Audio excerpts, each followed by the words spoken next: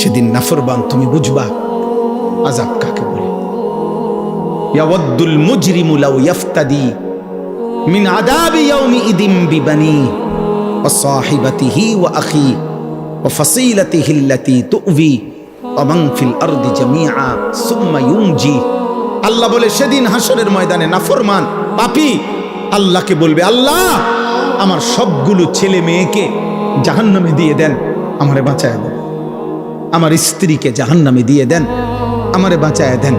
আমার ভাই বোনদেরকে জাহান্নামে দিয়ে দেন, আমারে বাঁচায় দেন।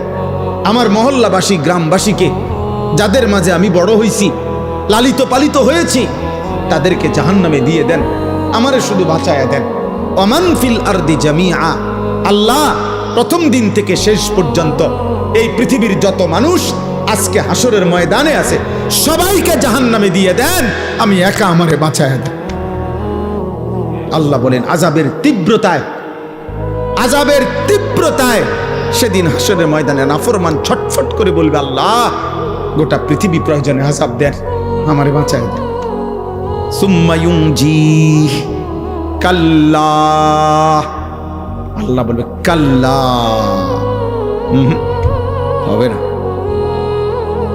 হবে না নাফরমান। আজ আমি কারো পাপের বোঝা অন্য কারো উপরে চাপাবো না। ইন্নাহা লাযা, আর জাহান্নামের লেলিহান আগুনের শিখা, ধাউ ধাউ প্রজ্বলিত এই আগুনে তোমাকেই ফেলা হবে। নাযাআতাল লিশাওয়া, আর ফেললেই এক সেকেন্ডে নাফরমান তোমার সমস্ত চামড়া খসে ফেলবে, তুলে ফেলবে, চামড়া খসে ফেলবে। আল্লাহ আমাকে মাফ করে দেন। এই জন্য বাপ, ছেলেরা, বয়স্ক বাপ, কাউরে আল্লাহ লম্বা হায়াত দিছেন, আপনি ধোকা খাইছেন অনেক দিন হায়াত পাইয়া। কাউরে আল্লাহ জওয়ানি দিছে, তুমি যৌবন পাইয়া মনে করছো আল্লাহ কিসের, আবার ইবাদত কিসের, আখিরাত কিসের। অথচ এক অনিবার্য বাস্তবতা, সেটা হলো মৃত্যু 24 ঘন্টা আমাদের সাথেই থাকে। মৃত্যু আমাদের কাছে না দূরে? 24 ঘন্টা। রাসূলুল্লাহ সাল্লাল্লাহু আলাইহি ওয়াসাল্লাম ইরশাদ করেছেন, সালাসুন মান কুন্না ফীহি ওয়াজাদা হালাওয়াতাল ঈমান। তিনটি বিষয় এমন আছে, তিনটি অভ্যাস, তিনটি জিনিস কোন মুমিনের মধ্যে, যার মধ্যে আছে, আল্লাহর নবী সাল্লাল্লাহু আলাইহি সাল্লাম বলেন সে ঈমানের স্বাদ মজা পেয়ে গেল, ঈমানের স্বাদ পেল। এক নাম্বার হলো আইয়াকুন আল্লাহু ওয়া রাসূলুহু আহাব্বা ইলাইহি মিম্মা সিওয়াহুমা। আল্লাহ এবং তার রাসূল যার কাছে তার জীবনের সবকিছু, দুনিয়ার সবকিছুর চাইতে সর্বাধিক প্রিয়। একটা সুন্দর কথা, মাশাআল্লাহ। আমি আইসেই প্রথম আব্দুস সবুর যে কথাটা বলছে, এটা আমিও খেয়াল করলাম যে চমৎকার কথা, লক্ষণীয় একটা কথা, যে আমাদের কোনো কবরবাসীর জন্য এটা না বলা যে আল্লাহ তাকে জান্নাতের সর্বোচ্চ মাকাম দান করেন। কারণ সর্বোচ্চ মাকাম তো কার? রাসূলুল্লাহ সাল্লাল্লাহু আলাইহি সাল্লামের জন্য। এইটাই আইসা আমি প্রথম শুনছি, সে বলতেছে ওই সময়, তখন আমি ওযু করতেছি। মাশাআল্লাহ, এটা একটা সুন্দর কথা, একটা দারুণ তথ্য, ছোট্ট কথা কিন্তু মনে রাখার মতো, যে আমরা আমাদের মাইয়েতের জন্য এটা দোয়া করতে পারি যে আল্লাহ তাকে জান্নাতের উঁচা মাকাম দান, আলা মাকাম দান করে। এবার কতটুকু উঁচা সেটা আল্লাহ তাআলার ফয়সালা। সেটা কার ফয়সালা? আল্লাহ তাআলার ফয়সালা। সর্বশেষ যেই ব্যক্তি জান্নাতে ঢুকবে, শেষ, তো তার জান্নাতটাও 10 দুনিয়া বরাবর, 10 দুনিয়া বরাবর। আর দুনিয়া ও আশারাতু আমসাল, দুনিয়া এবং 10টা সমপরিমাণ। সুবহানাল্লাহ। তাইলে বললাম আল্লাহ এবং তার রাসূল যার কাছে সবচেয়ে প্রিয়, এই হলো এক নাম্বার। এইটা, এই গুণ যার মধ্যে আছে, সে ঈমানের স্বাদ, ঈমানের মজা পেল। 2 নাম্বার, ওয়া আন ইউহিব্বাল মারউ লা ইউহিব্বুহু ইল্লা লিল্লাহ। এই যে কোনো মানুষকে ভালোবাসলো শুধুই কেবল আল্লাহর জন্য, আল্লাহ নবী সাল্লাল্লাহু আলাইহি সাল্লাম বলেন এই ব্যক্তিও ঈমানের স্বাদ মজা পেয়ে গেল। ভালোবাসলো কার জন্য বলেন? আল্লাহর জন্য। এই কথাটাই বলতেছি। আর 3 নাম্বার হলো যে ব্যক্তি ঈমান গ্রহণ করার পর, মুসলমান থাকার পরে কুফরিতে লিপ্ত হওয়া, আল্লাহর নাফরমানিতে লিপ্ত হওয়াকে এমন অপছন্দ করে যেমন কোন মানুষ আগুনে নিক্ষিপ্ত হওয়াকে অপছন্দ করে। ওয়া আন ইয়াকরাহা আন ইয়াউদা ইলাল কুফর কামা ইয়াকরাহু আন ইউকযাফা ফিন নার।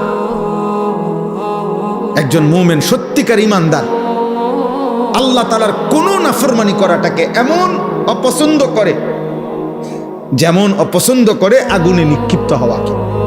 আল্লাহ নবী সাল্লাল্লাহু আলাইহি সাল্লাম বলেন ওই ব্যক্তি ঈমানের স্বাদ পেল, ঈমানের মজা পেল। অর্থাৎ তার কাছে তখন মুসলিম পরিচয়টা, কালেমার পরিচয়টা, এটার কাছে তখন তার কাছে লজ্জাজনক, বিরক্তিকর, অপমানকর মনে হয় না, বরং তার কাছে গর্বের মনে হয়, আনন্দের মনে হয়, মজাদার মনে হয়। আমরা অনেক মুসলমান আছি, তোমরা কিশোর যুবক অনেক ছেলে আছো, তোমরা বাস্তবিক অর্থে এটাই সত্য যে তোমাদের দিল যদি খোলা হয়, তোমাদের অন্তর যদি সিরা হয়, পরীক্ষা করা হয়, অসংখ্য ছেলে তোমাদের চুল, চেহারা এবং তোমাদের সারা দিনের চলা ফেরার দ্বারা, প্রতিদিন তোমাদের যেভাবে কাটাও, এর দ্বারা বুঝাই যায় তুমি মূলত মুসলিম পরিচয়ে লজ্জিত। মূলত তুমি লজ্জিত, মূলত তোমার চলাফেরার দ্বারা তুমি বারবার এটাই বুঝাইতে চাও যে আমি যদি বেঈমান হইতাম কত না সুন্দর হইতাম, আহা আমি যদি ইহুদি হইতাম তাইলে আর আমি এত রাগডাক করতে হইতো না। ইহুদি, খ্রিস্টান, বেঈমান যদি হইতাম তো পুরাপুরি তাদের মতো নিজেকে বানায় নিতে পারতাম, তো পারি না। মানুষে এটা এটা কয়, তো চেষ্টা করি চুল, চেহারা, লেবাস, পোশাকে দুশ্মনের সাথে, বেঈমানের সাথে সাদৃশ্য ধরতে মানুষের বিদ্রুপের পরেও, কিন্তু যদি প্রকৃত বেঈমান হইতাম তাহলে তো পুরাপুরি তাদের মতো সাজতে পারতাম। এটা মূলত বেগায়রত, আত্মমর্যাদাহীন মানুষের পরিচয়, যার নিজস্ব আত্মসম্মান নাই, আত্মমর্যাদা যার নাই, এটা মনে রাখতে হবে সবাই। যার আত্মমর্যাদা না, বেগায়রত মানুষ, আত্মসম্মান নাই, যার নিজস্ব কোনো স্বকীয়তা নাই, স্বকীয়তা, ইস্তেকামাত নাই, দৃঢ়তা নাই, এটা এই মানুষদের পরিচয়। নাই তো বলো ভাই কি কারণ থাকতে পারে? পৃথিবীর সমস্ত মানুষের বিশ্লেষণ, পরীক্ষায় আমাদের নবী সাল্লাল্লাহু আলাইহি ওয়াসাল্লামের 24 ঘন্টার 63 বছরের প্রতি সেকেন্ড গোটা পৃথিবীর সকলের পরীক্ষায়, ঈমানদার, দুশমন, কাফের, বেঈমান সকলের বিশ্লেষণে আমাদের নবী সাল্লাল্লাহু আলাইহি সাল্লামের 24 ঘন্টার প্রতি সেকেন্ড 63 বছর সবচেয়ে সুন্দর, নিখুঁত, পবিত্র, চমৎকার। যার হাসি, কান্না, আনন্দ, বেদনা, উচ্ছ্বাস, হাঁটা, চলা, পেশাব, পায়খানা, আহার, নিদ্রা, চুল, চেহারা, লেবাস, পোশাক, ঘর, সংসার, পরিবার, সকল ব্যাপারে যার সবকিছুই সুন্দর, সবকিছুই যৌক্তিক, সবকিছুই বাস্তবসম্মত, তাহলে এটা নিশ্চিত প্রমাণিত, এটা একটা একদম প্রমাণিত কথা, আমাদের কাছেও প্রমাণিত। আমাদের কাছে তো কোরআন আছে, ওয়া ইন্নাকা লাআলা খুলুকিন আযীম। আল্লাহ কসম করে বলছে আমি আপনাকে বন্ধু গোটা কায়নাতের সর্বশ্রেষ্ঠ, সর্বোত্তম যোগ্যতা, আখলাক দিয়ে আমি আল্লাহ তাআলা আপনাকে সাজাইছি, বানাইছি, পাঠাইছি। বুইসতু লিউতাম্মিমা মাকারিমাল আখলাক। নবী সাল্লাল্লাহু আলাইহি সাল্লাম বলেন সকল চরিত্রের সর্বোচ্চ শ্রেষ্ঠত্ব দিয়েই আল্লাহ আমাকে পাঠিয়েছেন। এটা তো কোরআন সুন্নাহ দ্বারা প্রমাণিতই।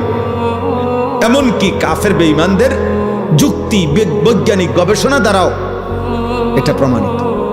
তাহলে কি যুক্তি থাকতে পারে? আমার কথা হলো রাসূলুল্লাহ সাল্লাল্লাহু আলাইহি সাল্লামের সুন্নাতের মোকাবেলায় সাহাবায়ে কেরামের চলন বলনের মোকাবেলা। ও বলল এখন মৌলানা আব্দুস সবুর আপনাদের সামনে যে নবী সাল্লাল্লাহু আলাইহি সাল্লামের একজন সাহাবী যে যুদ্ধের ময়দানে মনে করেন এই মাত্র কালেমা গ্রহণ করে যুদ্ধ করে নগদ শহীদ হয়ে গেছে, এক ওয়াক্ত নামাজ পড়ে নাই, একটা টাকা সদকা করে নাই, কারণ সময়ই পাই নাই, ঈমান আনছে যুদ্ধের ময়দানে, যুদ্ধ করে তৎক্ষণাৎ কি হয়ে গেছে, শহীদ হয়ে গেছে।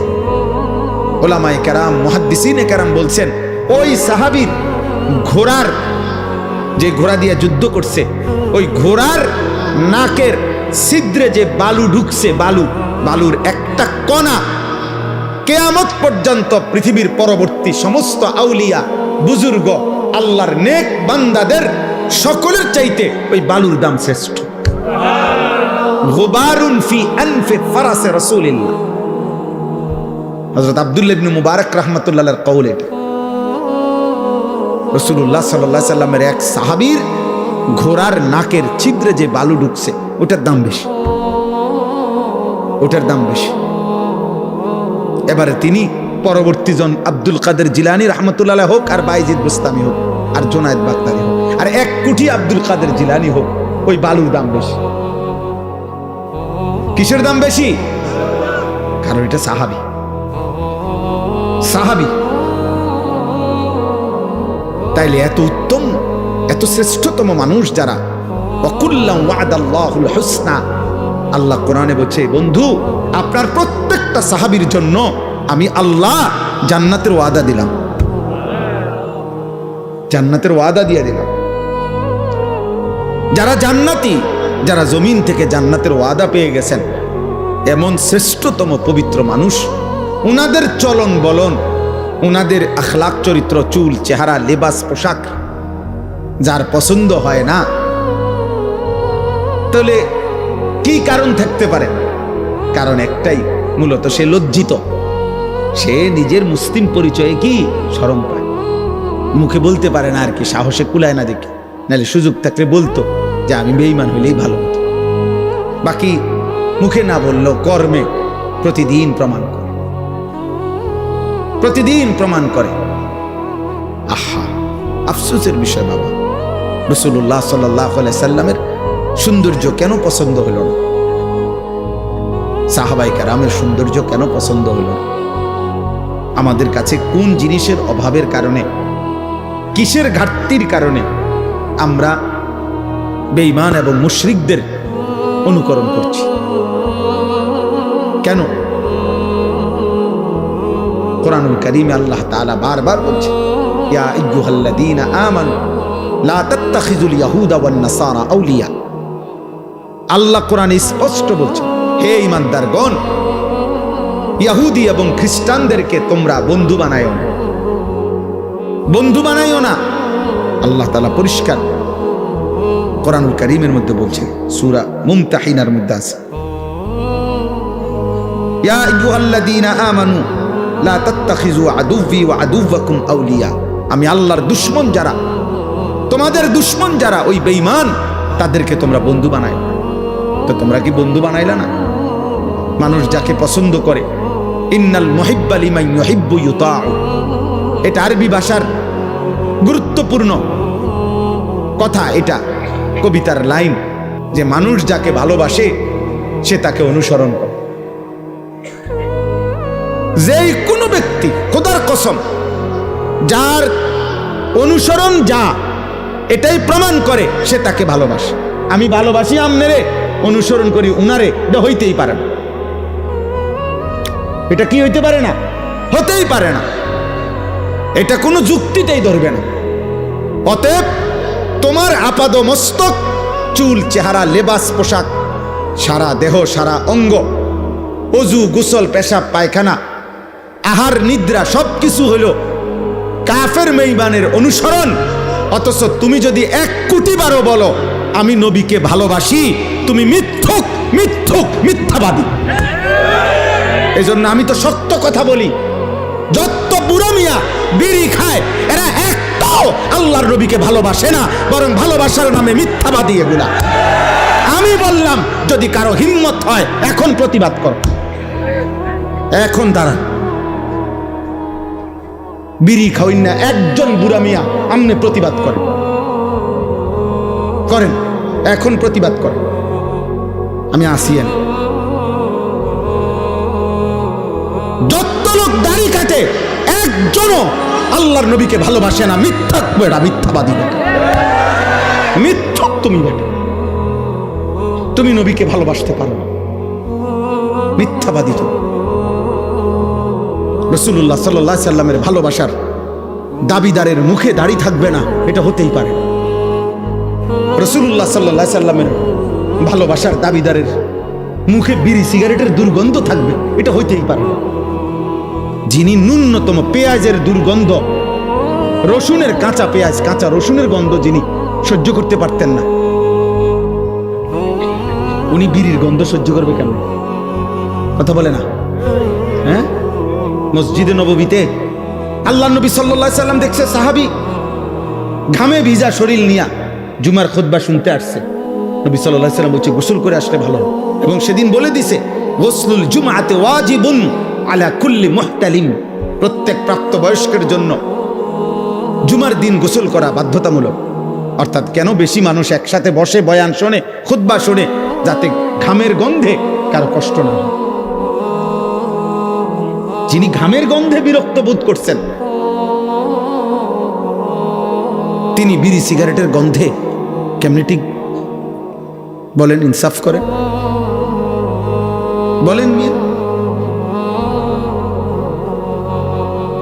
এই জন্য দোস্ত, বছরের পর বছর, আজ না হয় 20 বছর হবে, আলহামদুলিল্লাহ, আমি কমপক্ষে 20 বছর হবে এই প্রথম যখন আসছি আপনাদের গ্রামে, সেটা 20 বছর আগে। দেখতে দেখতে হায়াতের 20 বছর চলে গেছে। 2005 কিংবা 6 সালে আমি প্রথম আপনাদের গ্রামে আসছি, আলহামদুলিল্লাহ।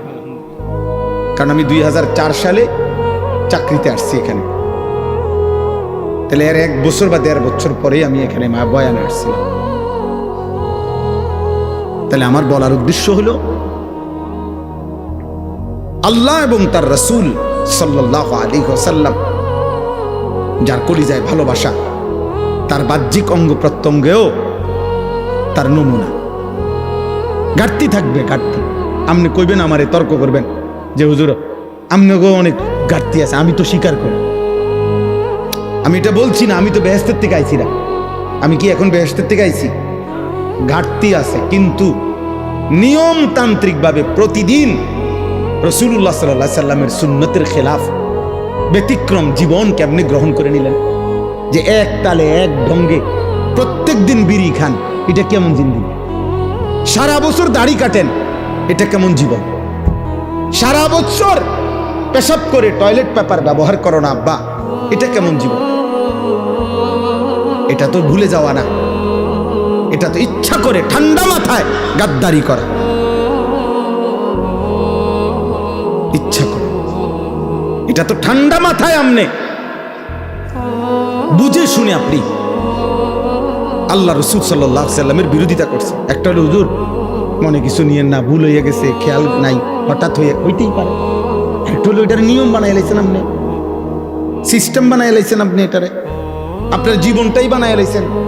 সুদ আমনের জীবন, কিস্তি আমনের জিন্দিগি, ওজনে কম দেওয়া আমনের জিন্দিগি, টেলিভিশন আমনের জীবন, মোবাইলের নর্তকী আপনার জীবন, ফজরের নামাজ না পড়া, এটা আপনার 365 দিনে একই রকম। প্রতিদিনই আপনি কথা কইলে গালি দেন, প্রত্যেক দিনে আপনি ওজন করলে কম দেন, প্রত্যেক দিনই আপনি যত রোজগার করেন এটার মধ্যে কিস্তি এবং সুদ আপনি লাগাইয়া রাখছেন। তো এটা কি শুধু গুনাহ? এটা ভুলে যাওয়া? এটা মাঝে মধ্যে? এটা গাদ্দারি না? কথা বলে না? এটা সীমা লঙ্ঘন না? এটা তো অহংকার, এটা তো বড়াই করছেন যে আল্লাহকে আমি কোনো পাত্তা দেই না। কোরআনুল কারীমের মধ্যে আছে সাআলা সাইলুম বিআযাবিন ওয়াকি'। নবীজি যখন মক্কার কাফেরদেরকে আযাবের কথা বলতেন, কবরের আযাব, জাহান্নামের আযাব, বিভিন্ন নাফরমান জাতির উপরে আল্লাহ আযাব দিছে দুনিয়ায়। নূহ আলাইহিস সালামের কওম, হুদ আলাইহিস সালামের কওম, শুআইব আলাইহিস সালাম, লূত আলাইহিস সালামের কওম, বিভিন্ন জাতিকে পূর্বে আল্লাহ তাআলা আযাব দিয়ে দুনিয়াতে ধ্বংস করে দেয় নাই, এগুলো যখন নবীজি বলতেন তো মক্কার কাফেররা বিদ্রুপ করত, ঠাট্টা করত। ও হ্যাঁ, মোহাম্মদ ওনার নিজে না ফাইরে ওনা আল্লাহর এটা ক্যান্সার, এমনি বলতো, বিদ্রুপ করত। মক্কার কাফের নজর ইবনে হারেস একজন কাফের সর্দার ছিল। সে একদিন নবীজির সামনে, এই নবীজি যখন আযাবের কথা বলছে যে আল্লাহ আযাব দিবে, সে তৎক্ষণাৎ নিজের হাত উঠাইয়া দোয়া করতেছে আল্লাহর কাছে, আল্লাহুম্মা ইন কানা হাদা হুয়াল হাক্কা মিন ইনদিক ফাআমতির আলাইনা হিজারাতাম মিনাস সামা আবিতিনা বিআযাবিন আলীম। সে বলতেছে, হে আল্লাহ, এই মুহাম্মদের কথা মতো তুমি, তোমার কথা সে বলে তুমি নাকি আযাব দিবা, তোমার কথা না মানলে এটা যদি সত্যই হয় এখন দেখি তোমার কাছে কি আযাব আছে, এখন দাও দাও এখন। এই বেঈমান এইভাবে নবীজিকে ঠাট্টা করে আযাব চাইছে। আচ্ছা ইয়া কই মুহাম্মদ কো আযাব কো, তুমি না কইলে আযাব আইব, কই আই না কা, চাইলাম তো আল্লাহর কাছে, ওই আযাব দিতে কও, তোমার কথা সত্য হলে বলো। এই হলো গাদ্দার। আল্লাহ বলছে, বন্ধু ওরে বলেন আযাব আমি প্রতিদিন দেই না, আযাবের জন্য আমি একটা দিন নির্ধারণ করেছি, সেই দিনটার নাম হাসরের দিন, কিয়ামতের দিন। আর সেই দিন আযাব যখন শুরু হবে, একদিনের দৈর্ঘ্য হবে, লম্বা হবে 50 আলফা সানা, 50,000 বছর। কয় হাজার বছর? 50,000। সেদিন নাফরমান তুমি বুঝবা আযাব কাকে বলে। ইয়াওয়াদ্দুল মুজরিমু লাউ ইফতাদি মিন আযাবি ইয়াউমি ইদিম বিবানি ওয়া সাহিবাতিহি ওয়া আখি ওয়া ফাসিলাতিহি আল্লাতী তু'বি ওয়া মান ফিল আরদি জামিআ সুম্মা ইউনজি। আল্লাহ বলে সেদিন হাসরের ময়দানে নাফরমান পাপী আল্লাহকে বলবে, আল্লাহ আমার সবগুলো ছেলে মেয়েকে জাহান্নামে দিয়ে দেন, আমারে বাঁচায় দেন। আমার স্ত্রীকে জাহান্নামে দিয়ে দেন, আমারে বাঁচায় দেন। আমার ভাই বোনদেরকে জাহান্নামে দিয়ে দেন, আমারে বাঁচায় দেন। আমার মহল্লাবাসী গ্রামবাসীকে, যাদের মাঝে আমি বড় হয়েছি, লালিত পালিত হয়েছি, তাদেরকে জাহান্নামে দিয়ে দেন, আমারে শুধু বাঁচায় দেন।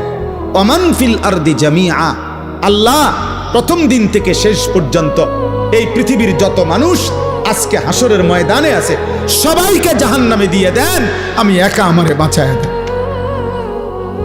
আল্লাহ বলেন আযাবের তীব্রতায়, আযাবের তীব্রতায় সেদিন হাসরের ময়দানে নাফরমান ছটফট করে বলবে, আল্লাহ গোটা পৃথিবী প্রয়োজনে আযাব দেন, আমারে বাঁচায় দেন। সুম্মা ইউনজি কাল্লা, আল্লাহ বলে কাল্লা, হবে না, হবে না নাফরমান। আজ আমি কারো পাপের বোঝা অন্য কারো উপরে চাপাবো না। ইন্নাহা লাযা, আর জাহান্নামের লেলিহান আগুনের শিখা, ধাউ ধাউ প্রজ্বলিত এই আগুনে তোমাকেই ফেলা হবে।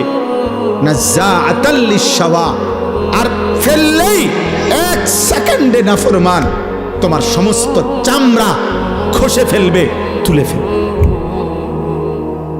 চামড়া খসে ফেলবে। আল্লাহ আমাকে মাফ করে দেন। এই জন্য বাপ, ছেলেরা, বয়স্ক বাপ, কাউরে আল্লাহ লম্বা হায়াত দিছেন, আপনি ধোকা খাইছেন অনেক দিন হায়াত পাইয়া। কাউরে আল্লাহ জওয়ানি দিছে, তুমি যৌবন পাইয়া মনে করছ আল্লাহ কিসের, আবার ইবাদত কিসের, আখিরাত কিসের। অথচ এক অনিবার্য বাস্তবতা, সেটা হলো মৃত্যু 24 ঘন্টা আমাদের সাথেই থাকে। মৃত্যু আমাদের কাছে না দূরে?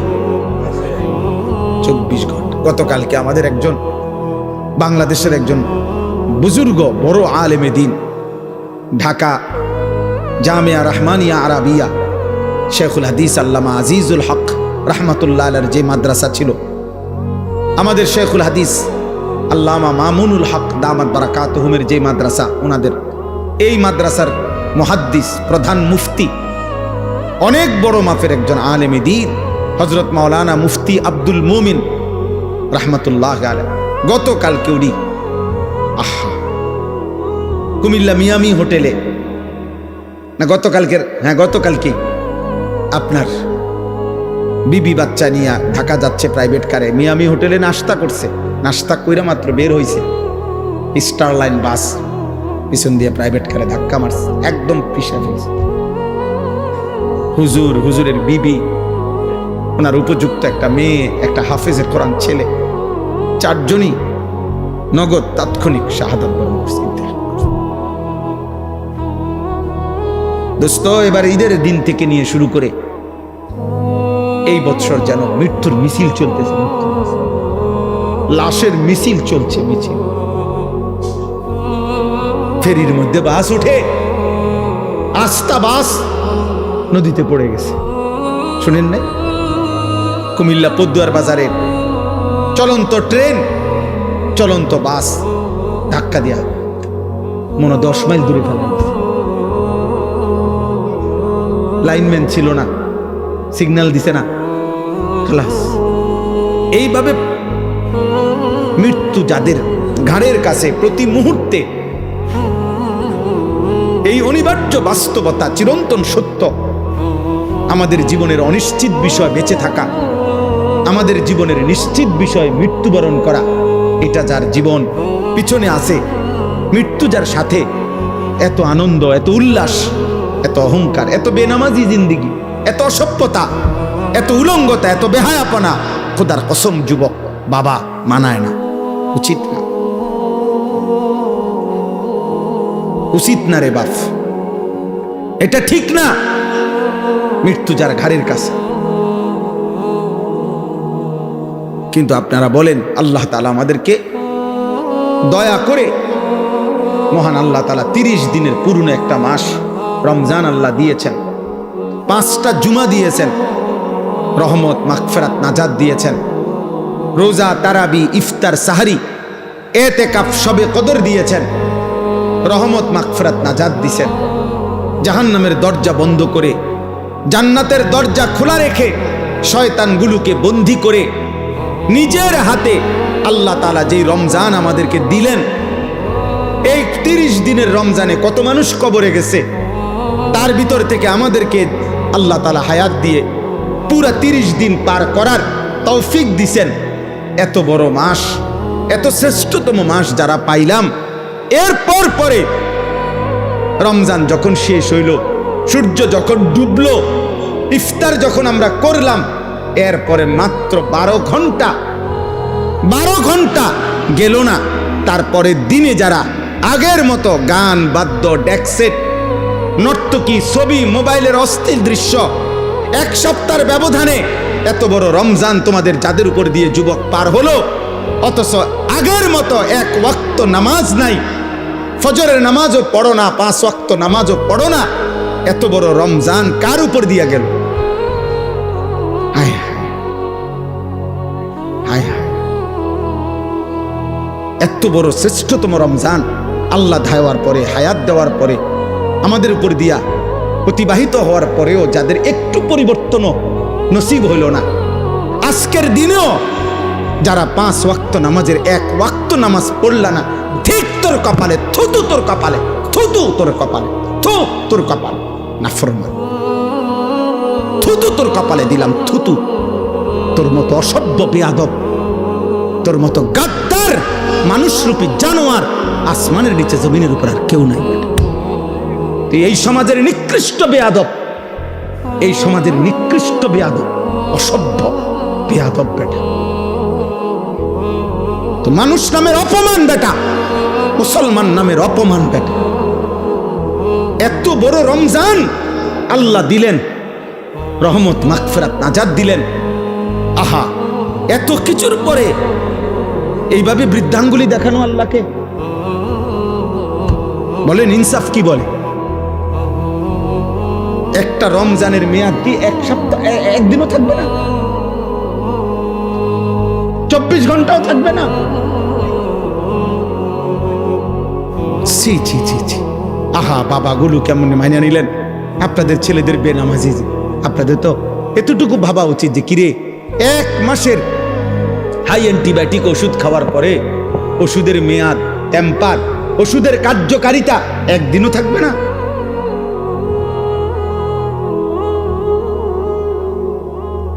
অনেক ছেলের চেহারা দেখলে কালো, পাষাণ, বেনামাজি, নিকৃষ্ট, অসভ্যের মতো চেহারা বুঝাই যায়, যার কপালে একটা সেজদা নেই।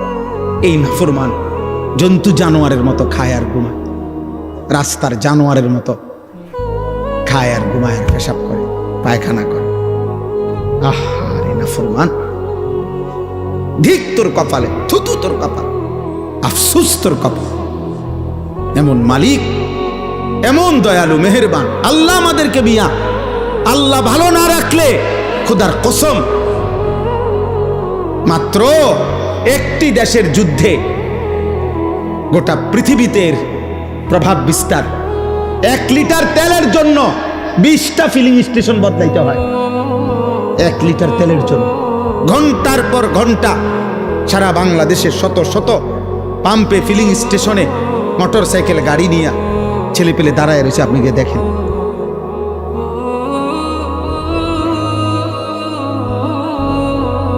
আল্লাহ তাআলা যদি নিরাপদ না রাখে, দোস্ত, তোমার বাবার বিদেশ, ঢাকা শহরের চাকরি, কোনোটারই কি নাই, নিরাপত্তা নাই, নিরাপত্তা নেই।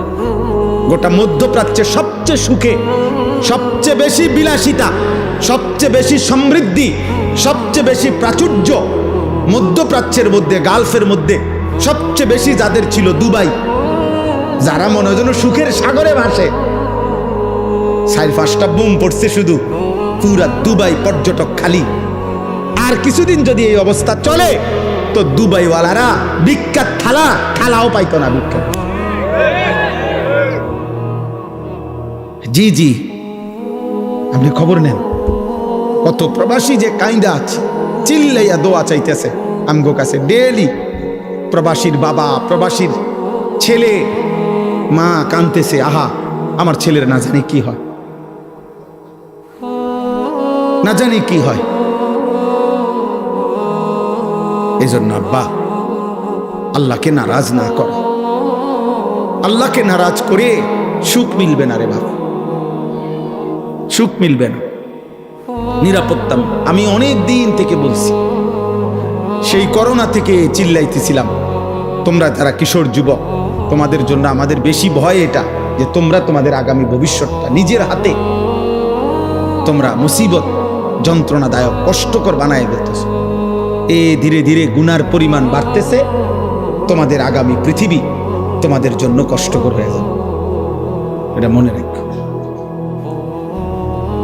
এই নারী, এই ছবি, এই অসভ্যতা, এই অস্থিরতা, এই বেহায়াপনা, এই বেনামাজি জিন্দিগি, দিনের পর দিন, সপ্তাহের পর সপ্তাহ,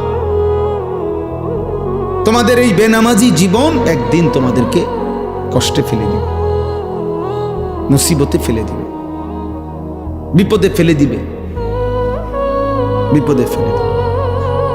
আল্লাহ তাআলা সেই 2017 সালে, আমার স্পষ্ট মনে আছে, 2017 সালে রোহিঙ্গাদেরকে, আরাকানের ওই রোহিঙ্গা মুসলমানদেরকে আমরা প্রথম টেকনাফ, ওরা যে আসছিল এই পাশে, আমরা তাদেরকে টাকা পয়সা সারা বাংলাদেশ থেকে দিছিল না। 2017 সাল পরে আজকে 2026 সাল, কত বছর হইল? হ্যাঁ, প্রায় 9 বছর হইল। কই আজও তো তারা তাদের মাতৃভূমিতে ফিরতে পারে না। পারছে? 1947 সালে ব্রিটিশ যখন এই উপমহাদেশ থেকে চলে যায়, তখন হিন্দুস্তান আর পাকিস্তান ভাগ করে দিছিল। রেড ক্লিফ সে ভাগ করে দিছিল, কিন্তু কাশ্মীর এর একটা অংশ ভাগ করে দিয়ে যায় নাই। এই যে ওই মানুষগুলো তাদের অঞ্চলের স্বাধীনতার জন্য লড়াই করছে, রক্ত দিতেছে, জীবন দিতেছে, আজকে 1947 থেকে 2026 প্রায় 78 বছর, আজও তারা তাদের বেঁচে থাকার নিরাপত্তা পায় না। এই 78 বছরে যার বয়স 50 বছর, যার বয়স 40 বছর, ও তো জীবনে কোনোদিন সুখ দেখে না। বুঝেন? উনি 78 বছরের ভিতরে না, তাইলে বলেন বলেন 1947 সালে ঠিক একই সময়ে এই ফিলিস্তিন সর্বপ্রথম আজকের এই সর্বপ্রথম দখল করছিল। সেই থেকে আজ এই 78 বছর 77 বছরের মতো আজও গাজা ফিলিস্তিনের মুসলমান বেঁচে থাকার অধিকার পায় না, একদিন দুই দিন। এজন্য শান্তি নিরাপত্তা যদি আল্লাহ তুলে নেয় তা আরেকবার ঘুরে দাঁড়াইতে অনেক সময় লাগবে, অনেক সময় লাগবে। বুঝেন নাই কথা? আমি সবাইকে বললাম, রমজান পরবর্তী আহ্বান করলাম, বাবা ভাই বন্ধু নওজোয়ান, তোমারে তুমি নষ্ট করো না। চরিত্রহীন লম্পট মনে রাখবা, নারী, ছবি, অশ্লীল দৃশ্য, মদ, জুয়া, নেশা, গাঁজা, ফেন্সিডিল, ইয়াবা, অসভ্যতা, এই বেহায়াপনা, নারীর সাথে যে হারাম সম্পর্ক, জিনা ব্যভিচারের দৃশ্য, ছবি, অশ্লীল সম্পর্ক, যার এই নষ্ট চরিত্রের মানুষকে নিয়ে কেউ ভাবে না। রাস্তার কুত্তাকে যেমন মানুষ পাশ কাইটা চলে, এমন চরিত্রহীনকে মানুষ পাশ কাইটা চলে। তোমাকে নিয়ে কেউ ভাবে না। বর্তমান পৃথিবীর বাস্তবতা হলো, বাবা মাও এত ব্যস্ত যে এমন বহু বাপ আছে গত 6 মাসেও উনি বলতেও পারতো না ওনার ফোলা রাইতে ঘুম যায় কোন সময়, সকালে ওঠে কোন সময়। উনি যে সময় আসে রাত গভীরে, উনি যে সময় চলে যায় বাজারে কামে, ওই সময় ফোলা ঘুমে, উনি রাইতে আইয়াও দেখে ঘুমে, ওনার খবরও নাই। উনি সংসারের জন্য এত ব্যস্ত যে উনার জিফুত দিনের পর দিন, নামাজ নাই, আল্লাহ নাই, রাসূল নাই, সেজদা নাই, কিচ্ছু নাই। হ্যাঁ বড়া সংসারের লাগিয়া বাজারে জীবনটা শেষ করতে। কি সংসার করেন? কিসের সংসার? আপনার স্ত্রীর কপালে একটা সেজদা নাই, আপনার ছেলে মেয়ের কপালে সেজদা নাই, মেয়েটা পর্দা নাই, ছেলেটার নামাজ নাই। এই বুঝিয়ে এই সমস্ত হাইওয়ান, এগুলোর জন্য নিয়মনে এত ঘাম ঝরাইতেছে। এটি বুঝি কথা? এগুলো নি কথা? আপনি যে 28 বছর বিদেশ করেন আর আপনার ফুতে এক ওয়াক্ত নামাজ পড়ে না, আর উনি 16 ঘন্টা ডিউটি করে, কত ঘাম ঝরে ওনার। একটা একটা টাকার পিছনে, একটা একটা টাকার পিছনে ওনার কত ঘাম মিশে আছে, মিশে নাই? আল্লাহ আমাদেরকে বুঝ দান করে, আল্লাহ আমাদেরকে বিবেক দান করে। আমার ভাই, আমার বন্ধু, আল্লাহ তাআলা এই সূরা কোরআনুল কারীমের সূরা মুলক, এই সূরা আল্লাহ তাআলা এটা বলছেন, আল্লাযী খালাকাল মাউতা ওয়াল হায়াতা লিয়াবলুয়াকুম আইয়ুকুম আহসানু আমালা। আল্লাহ বলে, বান্দা আমি আল্লাহ এই মৃত্যু এবং জীবন আমি বানাই। একদিকে মরণের আয়োজন, একদিকে জীবনের আয়োজন। প্রতিদিন কতজন মরছে তা আমি বানাচ্ছি, সৃষ্টি আমি করছি। প্রতিদিন কত মায়ের পেট থেকে সন্তান জন্ম নিচ্ছে তা আমি জন্ম দিচ্ছি। তাইলে জীবন এবং মৃত্যু এটা আমি আল্লাহ করছি। যাদেরকে আমি হায়াত দিয়েছি একটাই উদ্দেশ্য, আমি আল্লাহ পরীক্ষা করছি আখিরাতের বিবেচনায় এই দুনিয়ার হায়াতে কার আমল কতটা সুন্দর। আখিরাতের জন্য জীবন দিছিলাম। মদ, জুয়া, বিড়ি, সিগারেট, গান, বাদ্য, নর্তকীর জন্য না। সুদ, কিস্তি আর হারাম দিয়া দুনিয়া সাজাইবার জন্য না, বরং জীবন দিয়েছিলাম, হায়াত দিয়েছিলাম আখিরাতের জন্য। কিসের জন্য? আহসানু আমালা। তাফসীরের মধ্যে আছে, আও রাউ আন মাহারিমিল্লাহ আসরাউ ফি তাআতিল্লাহ। আল্লাহ বলেন, আমি দেখতে চাই আমি আল্লাহ তাআলার একটা একটা নিষেধের ক্ষেত্রে বেঁচে থাকার জন্য কে কত বেশি ভয় করে, আর আমি দেখছি আমার ইবাদতের প্রতি কে কত বেশি দ্রুত গতিতে এগিয়ে যায়। আল্লাহ তাআলা বলে, এই জন্য আমি জীবন দিছিলাম। আমি আল্লাহ রাত্র বানাইছি, দিন বানাই, লিমান আরাদা আন ইয়াযাক্কারা আও আরাদা শুকুরা। যারা যারা আমার জিকির করতে চায়, আমার শুকর করতে চায়, তাদের জন্য। নষ্ট, ভ্রষ্ট, পাপ, নাফরমানের জন্য বাবা আল্লাহ রাত বানায় নাই, দিন বানায়। অতএব আজকে এই আয়াতগুলোই আমি পড়লাম। সূরা মুলক কোরআনুল কারীমের অত্যন্ত ফজিলতপূর্ণ একটি সূরা, 29 পারা 67 নম্বর সূরা। সূরা মুলক মাত্র 30টা আয়াত। নবীজি সাল্লাল্লাহু আলাইহি সাল্লাম 2টা হাদিস তাফসীরের মধ্যে বর্ণনা আছে এই সূরার ফজিলত। নবীজি বলেন সাল্লাল্লাহু আলাইহি ওয়াসাল্লাম, কোরআনুল কারীমে 30 আয়াত বিশিষ্ট একটি সূরা আছে। নবীজি বলেন যে এই সূরাটি নিয়মিত তেলাওয়াত করবে, এই সূরাটি কিয়ামতের দিন ওই ব্যক্তির জন্য আল্লাহর নিকট এই পরিমাণ সুপারিশ করবে, শেষ পর্যন্ত এই সুপারিশের বরকতে আল্লাহ ওই লোককে মাফ করে দিবে। শাফাআত লিসাহিবিহা হাত্তা গুফিরা লা। আর আরেক হাদিসে নবী বলছেন কিয়ামতের দিন যে ব্যক্তি এই সূরাটি নিয়মিত পড়বে, খাসামাত আন সাহিবিহা হাত্তা আদখালাতহুল জান্নাহ। এই সূরাটাই ফেরেশতাদের সাথে এই ব্যক্তিকে নিয়ে তর্ক করবে। এই সূরা বলবে, ওই আমারে নিয়মিত তেলাওয়াত করত, আমি সূরা মুলক থাকতে এই বান্দা জাহান্নামে যাবে না, জাহান্নামে যাবে না। হাত্তা আদখালাতহুল জান্নাহ। নবী বলেন তর্ক করতে করতে, বিতর্ক করতে করতে এই সূরা শেষ পর্যন্ত এই ব্যক্তিকে জান্নাতে ঢুকাইয়াই ছাড়ে। হাত্তা আদখালাতহুল জান্নাহ। কোন সূরা? এই সূরা মুলক, 30 আয়াত বিশিষ্ট ছোট্ট সূরা। এই সূরার শুরুতে আল্লাহ বলছে তাবারাকাল্লাযী বিয়াদিহিল মুলক। উচ্চ মহান মহিয়ান গরিয়ান সত্তা আল্লাহ, সমস্ত কায়নাতের পূর্ণাঙ্গ রাজত্ব মালিকানা যার একক হাতে। কার হাতে? আল্লাহ। এই কায়নাত রাজত্ব কার হাতে বলেন? শুধুই আল্লাহ। বিয়াদিহিল মুলক, শুধুই আল্লাহর হাতে। ওয়া আলা কুল্লি শাইইন কাদির। এবং তিনি পুরা সৃষ্টি পরিচালনা করার ক্ষেত্রে একই মুহূর্তে পূর্ণ সর্বশক্তিমান। অর্থাৎ আল্লাহ তাআলা তার গোটা সৃষ্টি পরিচালনা করতে গিয়ে এক অংশ চালাইতে গিয়ে আরেক অংশের দিকে কোনো বিরক্ত হয় না, আরেক অংশে ক্লান্ত হয় না, আরেক অংশ ছুটে যায় না, বরং 7 আসমানের ঊর্ধ্বে তিনি যখন দেখেন একই সেকেন্ডে সাতবক জমিনের নিচেও দেখেন। হিমালয় পর্বতের চূড়ায় যখন তিনি রিজিক দেন, আটলান্টিক মহাসাগরের গভীরে তিনি তখনই রিজিক। একই সময়ে সবটা পরিচালনা করেন, একই সময়ে পূর্ণ ক্ষমতা রাখেন। এজন্য আলা কুল্লি শাইইন কাদির। আল্লাহ তাআলা বলেন সেই আল্লাহ, এত বড় ক্ষমতাধর আল্লাহই তোমাদেরকে মৃত্যু দেয়, তিনি তোমাদেরকে জীবন দেয়। তাহলে মৃত্যু কার হাতে?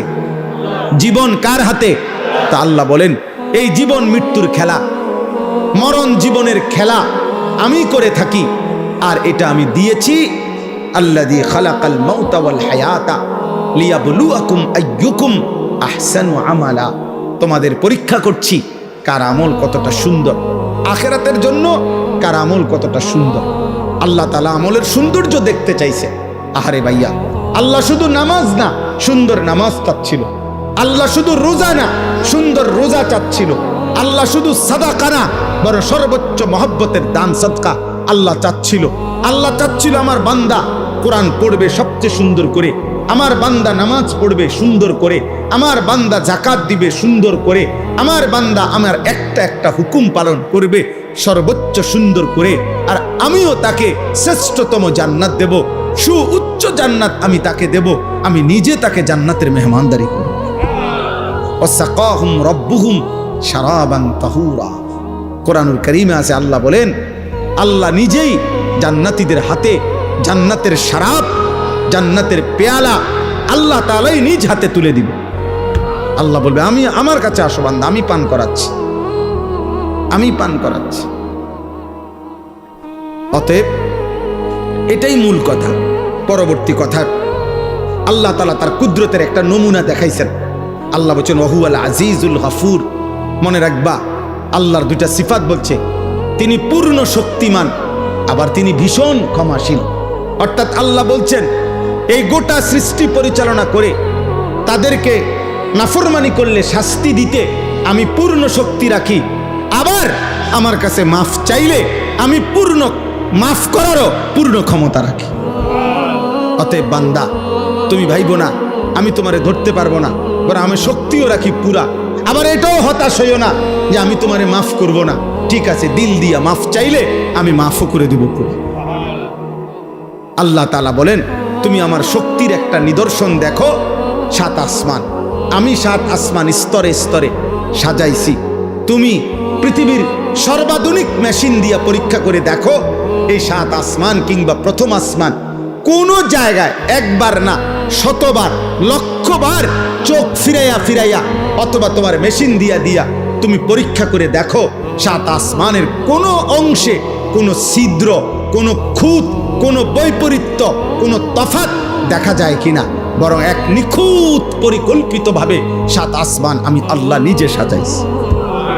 যতবারই দেখবা তুমি এটাই দেখবা, তোমার চোখ ফিরে ফিরে আসবে, কিন্তু আমি আল্লাহর সৃষ্টির মধ্যে কোনো তুমি ত্রুটি দেখবা। আমার একটা কুদরত শুধু দেখাইলাম, একটা কুদরত দেখাইলাম। অতএব আজকে এটাই রাত গভীরে যে কয়জন ছেলে, কিশোর, যুবক, বয়স্ক বাবা আপনারা আছেন, ঘুরে ঘুরে 20 বছর না 200 বছরও যদি আল্লাহ বলার তৌফিক দেয়, কথাই একটাই, জাহান্নাম থেকে বাঁচেন, আল্লাহর নাফরমানি করবেন না। কিশোর যুবক ভাই, তোমাদের কাছে অনুরোধ বাবা, হাদিসের মধ্যে আছে, ইন্না রাব্বাকা লা ইয়াজাবু লিশ-শাব্বি লা সাবওয়াতা লাহু। নবী সাল্লাল্লাহু আলাইহি সাল্লাম বলেন, কোন যুবক যৌবনকালে যদি গুনাহ থেকে বাঁচে, হারাম, জিনা, ব্যভিচার, মদ, জুয়া, অশ্লীলতা, বেহায়াপনা, অসভ্যতা, চরিত্রহীনতা থেকে বাঁচে, এ সাবওয়া অর্থ আল্লাহ নবী সাল্লাল্লাহু আলাইহি সাল্লাম বলেন, আল্লাহ তাআলা স্বয়ং ফেরেশতাদের সামনে আশ্চর্য, অবাক, আশ্চর্য প্রকাশ করে আল্লাহ নিজে বলে, ফেরেশতা, পরে আমি পূর্ণ যৌবন দিছি, ও আমার ভয়ে গুনাহ থেকে বেঁচেছে, যাও তোদেরকে সাক্ষী রেখে বলছি, আমি ওরে আমার আরশের নিচে ছায়া দান। আল্লাহ অবাক হয়, অবাক, আল্লাহ অবাক হয়, আল্লাহ আশ্চর্যান্বিত বোধ করে, ওকে শক্তি দেওয়ার পরেও, যৌবন দেওয়ার পরেও ও আমি আল্লাহর ভয়ে গুনাহ থেকে বাঁচতেছি। এজন্য গুনাহ থেকে বাঁচা উচিত। যে চাহিদা আল্লাহ দিয়েছেন, যাকে যেটুকু, সবকিছু, প্রত্যেকটি চাহিদা পূরণের হালাল ব্যবস্থাপনা, আদর বলেন, ভালোবাসা বলেন, খাবারের চাহিদা বলেন, লজ্জাস্থানের চাহিদা বলেন, চোখের চাহিদা বলেন, যেই চাহিদা আল্লাহ আমাদের ভিতরে দিছে, সেটা পূরণের বৈধ হালাল ব্যবস্থাপনাও আল্লাহ রাখছে। আল্লাহ তাআলা রাখছে। অতএব নিজেরে নিজে নষ্ট করে লাভ নাই। কেউ তোমারে মনে রাখবে না, অসৎ চরিত্রহীনকে কেউ মনে রাখে।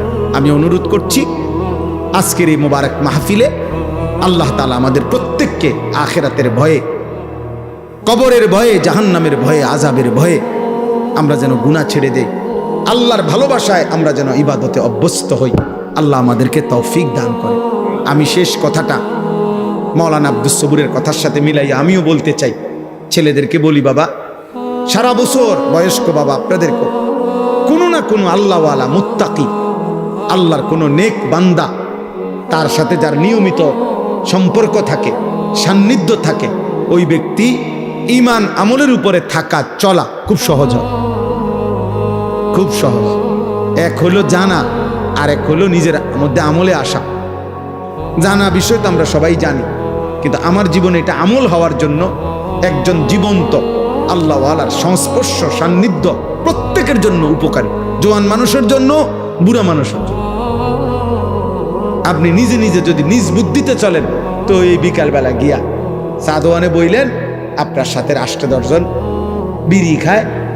আপনি যদি বলেন ওইখানে বৈশা থাইকা যে হুজুর হেরা বিড়ি খায়, ঠিক আছে, আমি খাই না, কিন্তু এরপরেও আপনি ওদের সাথে বসার দ্বারা আপনার আখলাক কি এটা বুঝতে কারো বাকি থাকে না।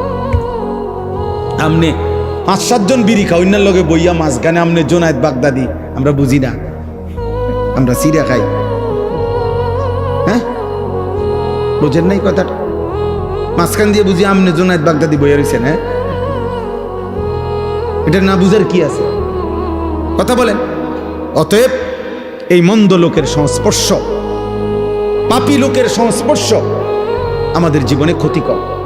আমরা প্রত্যেকে ইনশাআল্লাহ অকুনু মা'আস সাদিকিন, আল্লাহর প্রিয় বান্দাদের সান্নিধ্যে থাকার চলার চেষ্টা করব ইনশাআল্লাহ। আল্লাহ তাআলা তৌফিক দান করেন। ছেলেদেরকে বলি, শেষ কথা হলো ফজর ক্যাম্পেইনের কাজ করো, অর্থাৎ ফজরের নামাজ হিম্মতের সাথে পড়ার চেষ্টা করো। এই একটা নামাজ, ফজরের নামাজ, ইনশাআল্লাহ একটা ছেলেও আমরা ইনশাআল্লাহ পরীক্ষিত বললাম, একটা ছেলেও যদি আমল করে থাকো তোমরা যে ফজরের নামাজ জামাতে পড়বা, ইনশাআল্লাহ বললাম আমি অল্প সময়ের ভিতরে তোমার কলিজার মধ্যে গুনার প্রতি ঘৃণা তৈরি হবে, নেক আমলের জজবা তৈরি হবে ইনশাআল্লাহ। আমাদের সারা বাংলাদেশে এখন হাজার হাজার শত শত ছেলে আছে যারা আমাদেরকে মহব্বত করে, এরকম যুবক আছে যারা ফজরের নামাজ আলহামদুলিল্লাহ নিজেরা জামাতে পড়ে এবং বন্ধুদেরকে জামাতে উঠায়, ফজরের জন্য উঠায়। একেবারে লিস্টি করা শত শত ছেলে আছে সারা বাংলাদেশে আলহামদুলিল্লাহ। আলহামদুলিল্লাহ, এটারে আমরা ফজর ক্যাম্পেইন বলি।